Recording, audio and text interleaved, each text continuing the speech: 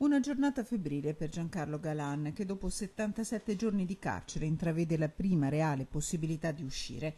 In mattinata il primo atto. Gli avvocati Antonio Franchini e Nicolò Ghedini presentano in Procura Venezia l'istanza di richiesta di patteggiamento per il loro assistito.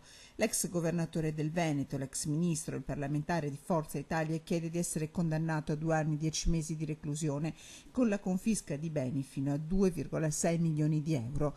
La sanzione complessiva risponde ai criteri di ragionevolezza ed economia processuale, la replica della Procura di Venezia.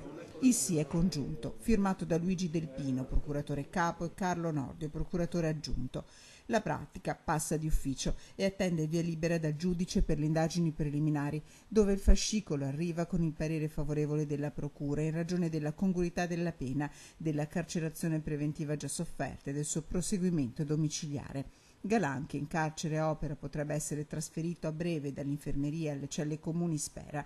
I suoi legali hanno chiesto la trasformazione della misura cautelare in arresti domiciliari, una detenzione iniziata il 22 luglio. Prima sia l'arresto dei deputati alla Camera, quasi in contemporanea le dimissioni dall'ospedale di Este dove era ricoverato da alcuni giorni, poche ore nella villa di Cinto e Euganeo, poi la mesta partenza in ambulanza dell'ex Doge del Veneto, scortato dalle forze dell'ordine, destinazione Opera. Quasi 3 mesi di detenzione, respinte tutte le istanze di scarcerazione presentate. Alcuni giorni fa la resa, dopo le ammissioni del suo commercialista Paolo Venuti ai giudici e la conseguente liberazione.